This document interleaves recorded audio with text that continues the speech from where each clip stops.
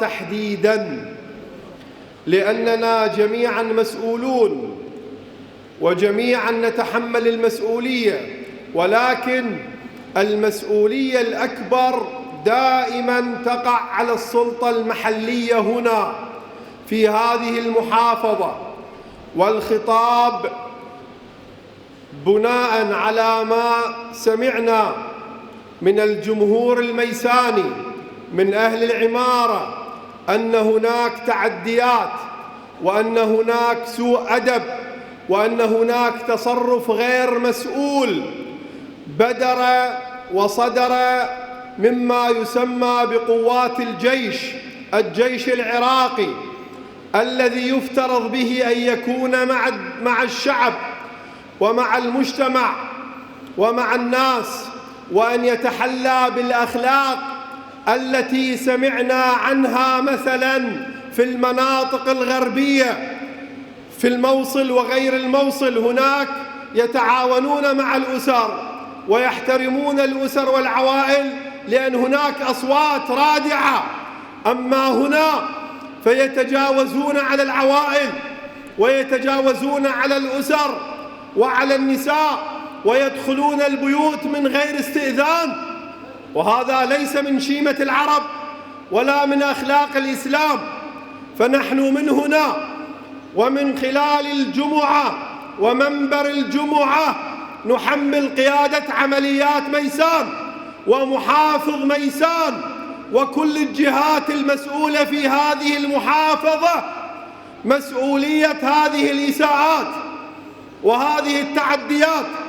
نعم، المجتمع مع القانون، كلنا مع القانون وسيادة القانون، ولكن بالمقدار الذي يحفظ كرامة الناس وكرامة المجتمع.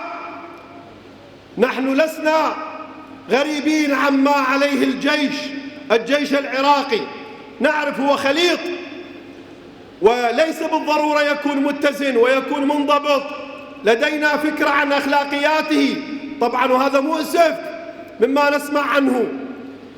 فنتمنى على قيادات هذا الجيش أن ينظروا إلى الميسانيين وإلى العوائل الميسانية على أنهم أسرهم، على أنهم عوائلهم.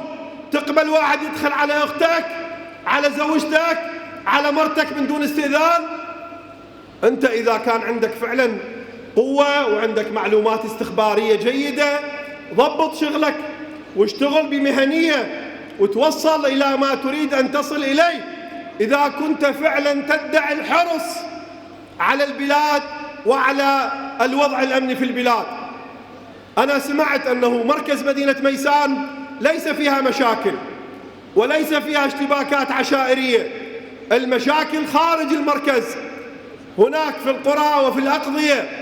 فلماذا هذا الأسلوب البوليسي الغير محترم الغير مؤدب يمارس مع العوائل هنا في ميسان؟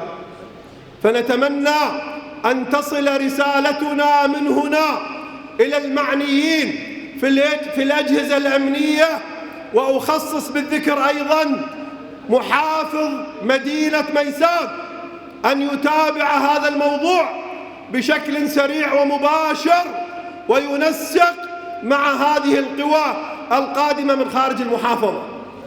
مو صحيح، نعم الناس تبحث عن الأمان، تريد القانون، ولكن لا على حساب الكرامة، لا على حساب الأعراض وانتهاك أعراض الناس. اتقوا الله، هذا أولا.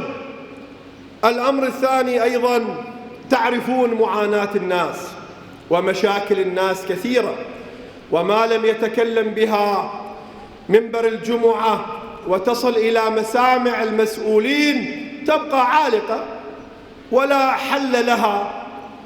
هناك أكثر من شارع في هذه المدينة، وأخص بالذكر ما يسمى بنفق الكرامة، هذا لا هو محسوم أمره ولا مبلطينه ومخلين الناس تعبر بسياراتها بالشكل الصحيح. فنطالب أيضا الحكومة المحلية بمتابعة هذا الموضوع ومعالجته بأسرع ما يمكن.